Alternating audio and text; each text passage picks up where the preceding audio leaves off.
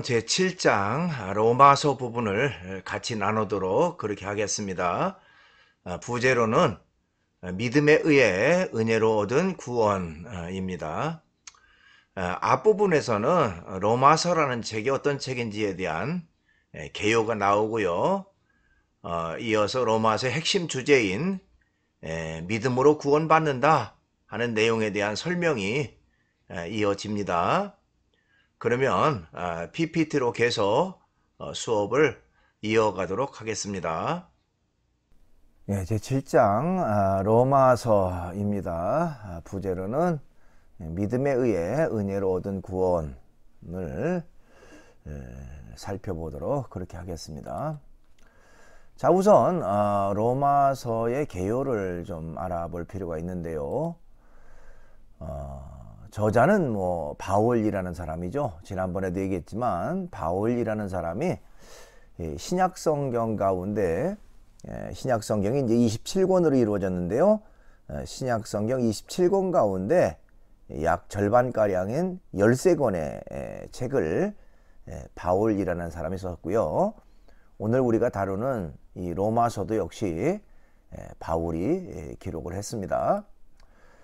기록 연대는 대략 AD 57년경으로 보고 있습니다. 이 로마서라는 책의 그 주제를 좀 알아볼 필요가 있는데요. 이 로마서의 주제는요, 이신득의라고 말할 수가 있어요. 한자로 이신득의, 써이자죠.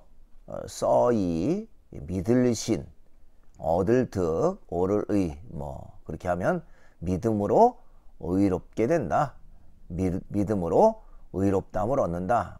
그런 의미를 담고 있습니다. 이것이 바로 로마서의 주제라고 말할 수가 있어요. 자, 이 말은 마틴 루터가 종교 개혁을 단행하게 된 때에 그 주된 그 주제라고도 말할 수가 있습니다.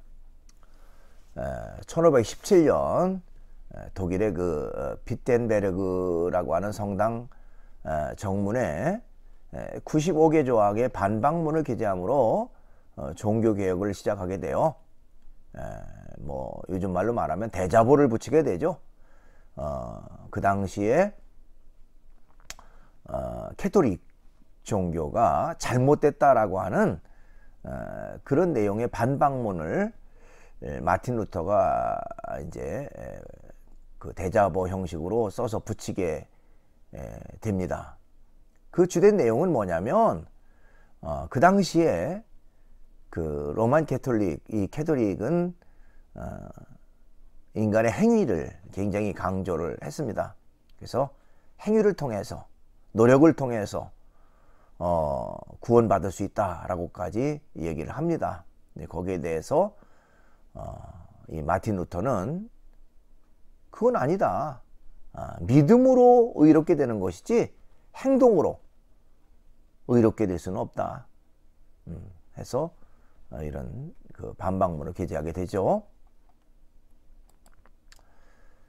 자, 그러면서 이제 로마서의 개요를 좀 살펴볼 필요가 있는데요. 로마서는 그리스도의 십자가 죽음의 의미에 대해서 서술하는 내용이 들어 있습니다. 예수 그리스도가 왜 십자가의 죽임을 당할 수밖에 없었는가, 또 십자가의 죽음으로서 어떤 결과가 주어졌는가, 그런 내용이죠. 뿐만 아니라 형식은요, 질문과 대답 형식을 취하면서 성경의 교리를 조직적이고 논리적으로 설명하고 있습니다.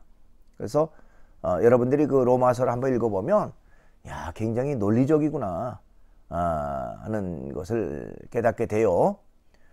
자, 어쨌든 질문과 대답 형식을 취하면서 아주 논리적으로 설명을 하고 있습니다.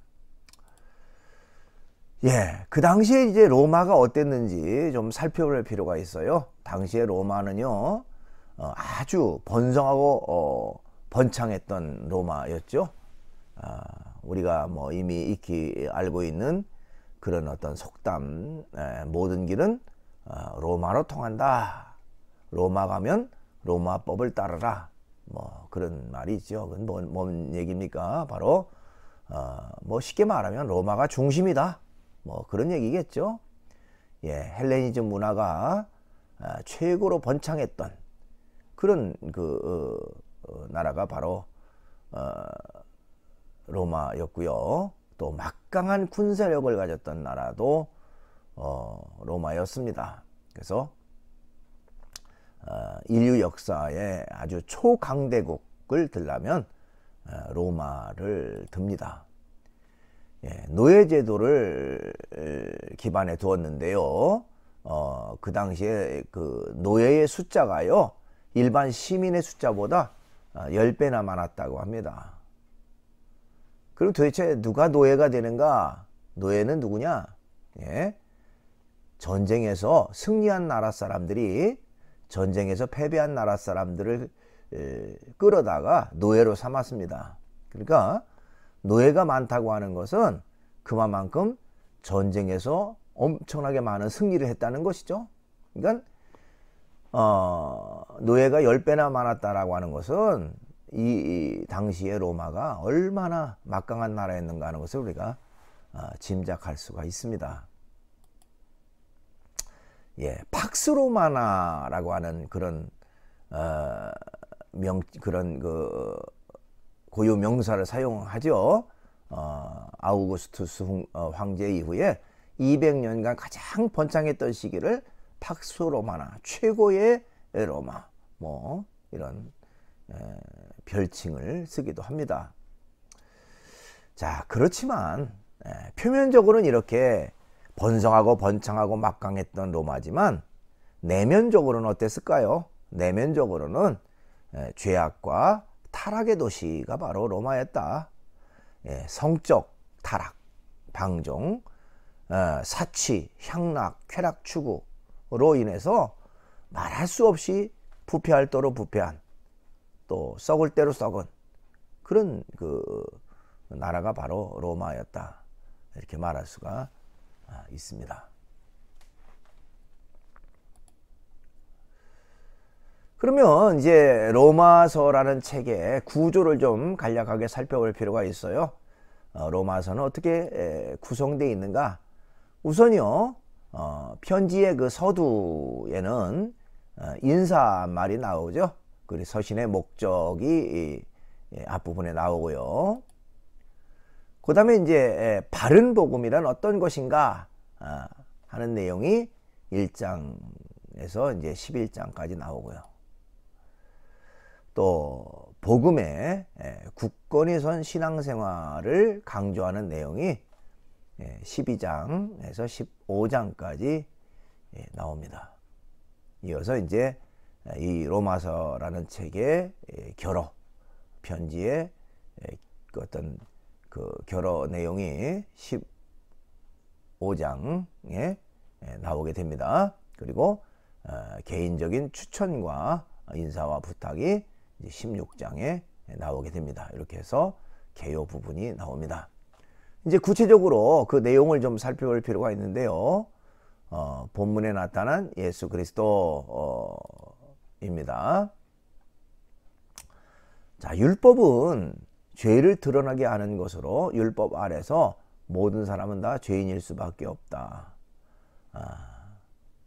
뭐 쉽게 말하면 법조항이라고 하는 것은 범법을 위한, 범법자를 가려내기 위한 조항이죠. 또 특별히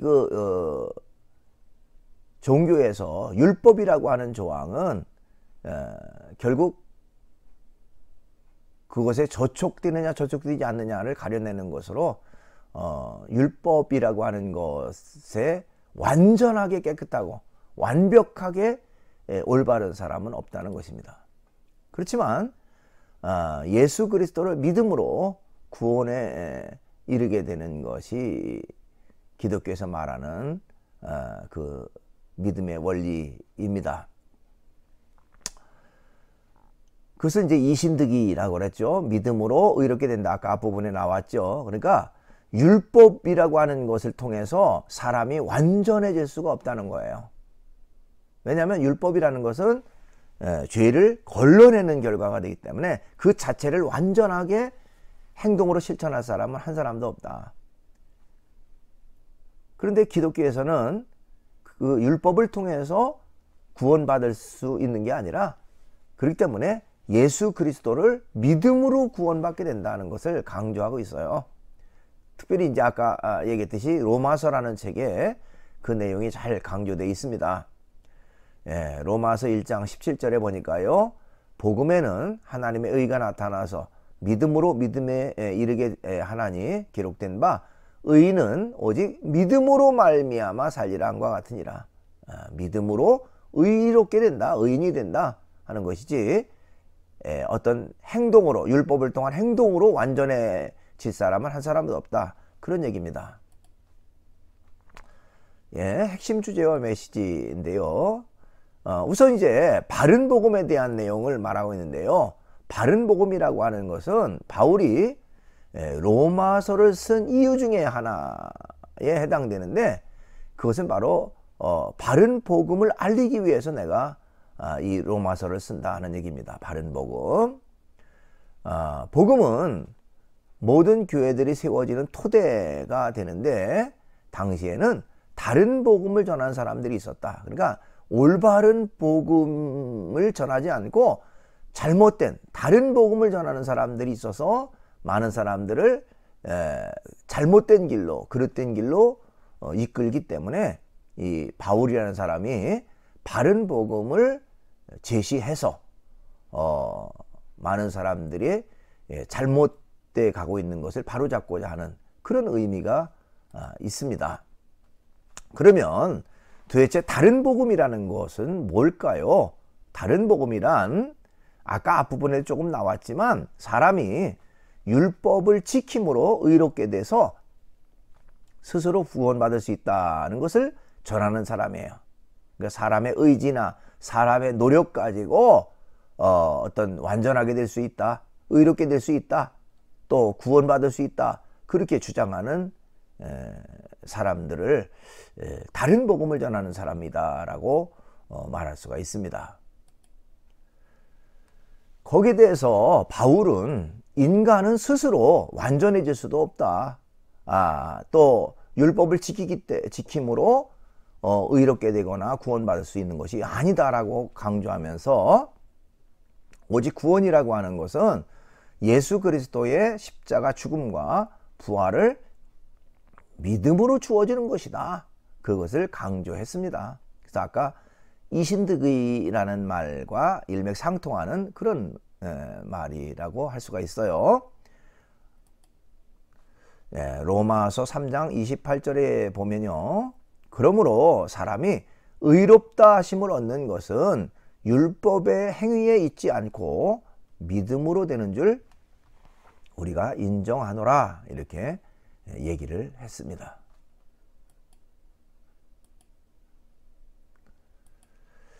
그러면 이제 우리가 궁금증이 하나 생깁니다.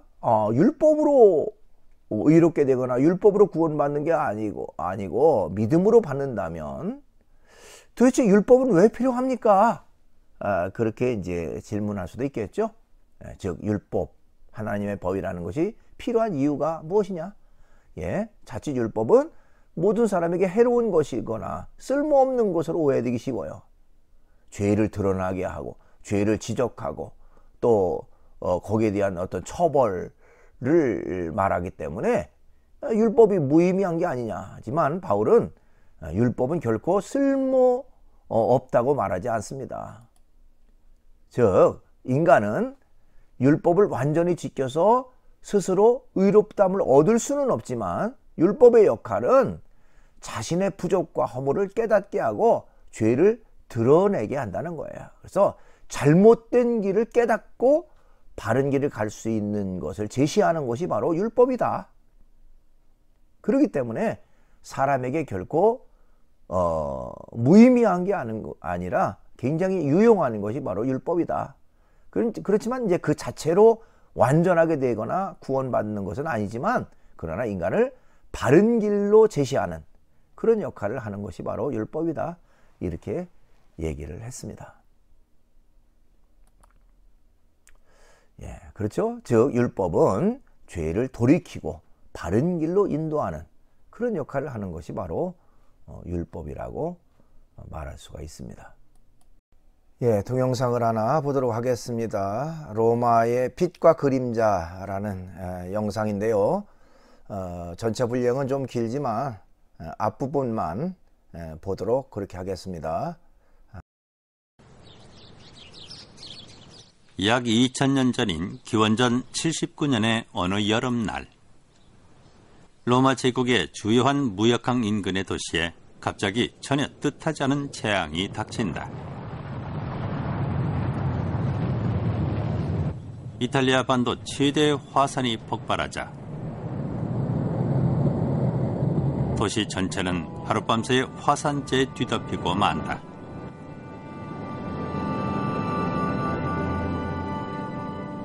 그 도시는 바로 폼페이였다. 약 1700년 뒤에 발굴되기 시작하면서부터 그 모습을 드러낸 이 도시는 세상을 깜짝 놀라게 했다. 화산재 밑에 완벽하게 보존돼 있던 이 도시야말로 오랜 세월이 흐른 뒤에 로마 제국 전성기의 도시 생활상을 보여주는 타임캡슐이라 할 수 있다. 도시의 건물들만 완벽하게 보존된 것이 아니고 탈출하지 못한 채 화산재에 묻혀 고통스럽게 죽어간 당시의 주민들이 오늘날의 우리들에게 섬뜩하리만큼 생생한 재앙의 실체를 보여준다. 여기엔 또 다른 흥미로운 발견도 있다. 이 벽에는 2m 길이의 낙서가 있습니다. 이 글씨는 2000년 전에 살았던 사람들이 벽면에 새겨놓은 것이다. 폼페이 곳곳의 벽에는 이런 낙서가 남아있다. 이런 낙서들은 그들의 생각과 일상의 모습을 생생히 보여주는 증거다. 연인 사이에 메시지가 있는가 하면 우리가 함께 즐겼던 춤을 잊지 말아요. 술집에서 벌어진 흥겨운 놀이에 취한 듯한 기록도 있다. 내가 이겼다!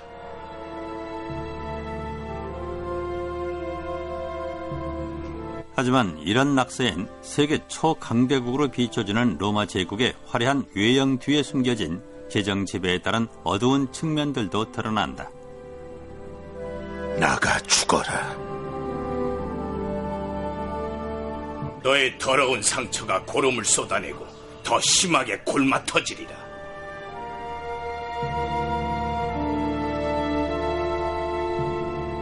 로마 제국이 고대 세계에 어떤 변화를 일으켰을까? 그 유례없는 번영이 사람들의 삶에 어떤 영향을 미쳤을까? 이 시간은 폼페이 유적에서 발견된 무수한 낙서를 바탕으로 로마 제국의 밝은 면과 어두운 면 모두를 살펴보기로 한다.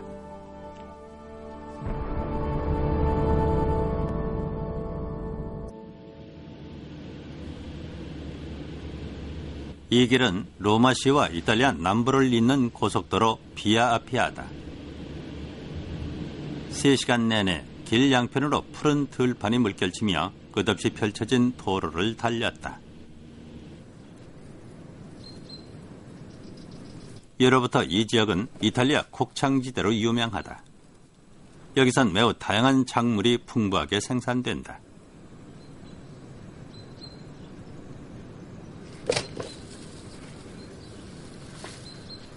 화산 폭발로 하룻밤새 사라져버렸다가 18세기에 발견된 고대 로마 제국 도시 폼페이의 유적이 바로 이처럼 기름진 땅 밑에 있었다.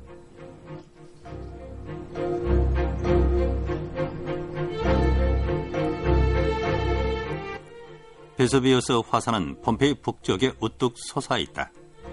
이 도시를 에워싼 벽의 둘레는 약 3km였다.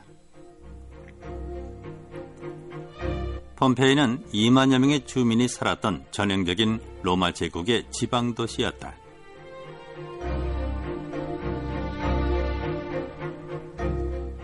베수비우스가 분출하자 제일 먼저 엄청난 양의 화산 쇠설물이 폼페이 위로 쏟아져 내렸다. 18시간 동안 화산재와 돌가루가 비처럼 쏟아진 후 이 도시엔 갑자기 치명적인 화쇄암이 흘러내린다. 미처 탈출하지 못한 주민 2천여 명과 함께 도시 전체가 3m의 잿더미에 파묻혔다. 발굴팀이 이 유적지의 3분의 2에 달하는 화산재를 걷어내자 놀랍도록 자세한 고대 로마 제국 도시의 생활상이 백일화에 드러났다. 그 중심부엔 중앙광장이 있었고 광장 주변엔 신전이나 정부청사 그리고 시장 같은 공공건물들이 들어서 있었다. 광장에서 뻗어나온 다양한 크기의 거리들이 도시 곳곳에서 거미줄처럼 교차한다. 로마 제국의 거리는 양옆이 보도, 가운데가 마차길로 이루어져 있다. 돌로 포장된 길에는 바퀴 자국으로 봐 폼페이 거리는 짐을 가득 실은 마차들로 붐볐을 것이다. 이건 고대의 횡단보도다. 일정한 거리를 두고 놓은 징검다리 때문에 행인들은 지대가 낮은 마차길을 쉽게 건널 수 있었다.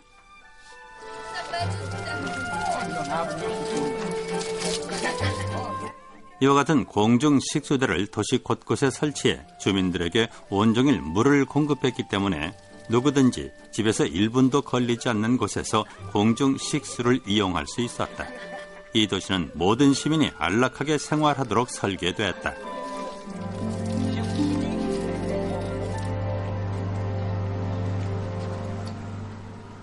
폼페이 유적이 최초로 발견된 지 250년이 흘렀지만 발굴 작업은 오늘날까지도 계속되고 있다. 여긴 최근에 발굴한 순결한 연인들의 집입니다.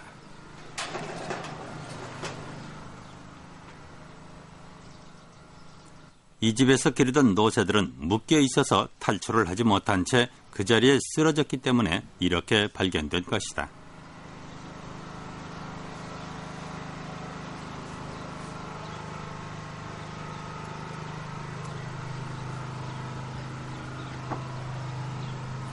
(16년) 전 발굴이 시작된 이래 이 집에서 발견된 수많은 유물들이 이 집에 거주한 사람들의 생활상을 보여준다. 이건 방금 찾아낸 것들입니다. 뼈는 전문적인 분석을 위해 보내겠지만 이 가족이 점심으로 잡아먹은 소의 뼈로 보이는군요. 요리용으로 쓴 냄비도 발견이 됐습니다. 직접 불을 떼면서 요리하는 큼직한 냄비인데 겉면엔 그을린 자국이 여전히 남아 있습니다.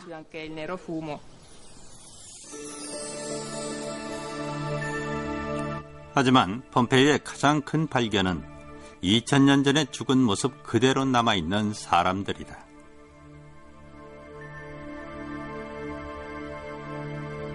그 모습들이 너무나도 생생해서 죽음을 맞이한 순간의 고통스러운 표정까지 보인다.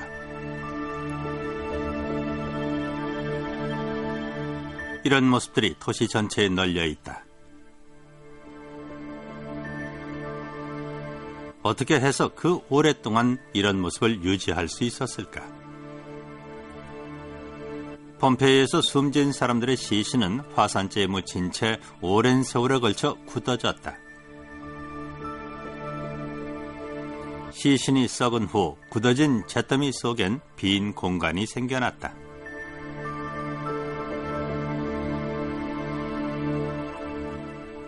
이 공간은 사실상 한때는 육신으로 채워져 있던 인물의 거푸집으로 변했다. 고고학자들이 발굴 과정에서 발견한 그 빈 공간에 휘반죽을 채워 넣자 오래전에 죽음을 맞았던 그 순간이 재현된 것이다. 우리는 이렇게 주저된 인물들을 통해서 화산 분출 당일 폼페이 주민들에게 어떤 일이 일어났는지를 알 수 있다. 일부 가족은 분출이 멎을 때까지 집안에 머물렀던 것처럼 보인다. 4사람이 작은 방에 한데 모여 잔뜩 움츠리고 있는 모습이다. 어머니는 죽음이 엄습할 때까지 자녀를 꼭 껴안고 있었다.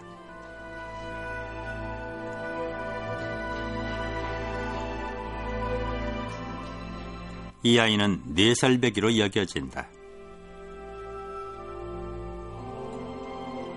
죽으면서 서로를 지켜주려고 한 것 같던 이 두 사람은 연인이었을 것이다.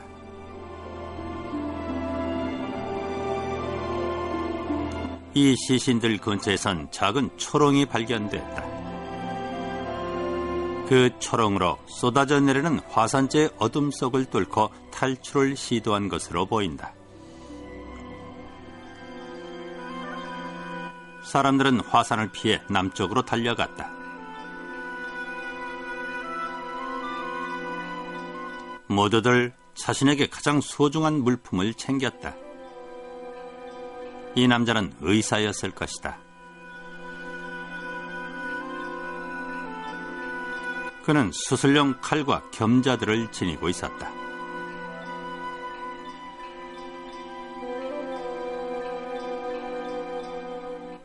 어느 여인은 이 골목길을 빠져나가다가 쓰러졌다. 그녀의 시신 근처에서는 금목걸이와 은재 식기가 발견됐다. 어쩌면 자신의 목숨보다도 더 소중한 걸 챙겨 탈출하려 했던 것 같다. 2000년 전에 살았던 다른 많은 폼페이 시민들도 멈춰버린 시간 속에 남아있다. 그들이 죽음을 맞을 당시 로마 제국엔 어떤 일이 벌어졌고 어떻게 돌아가고 있었을까?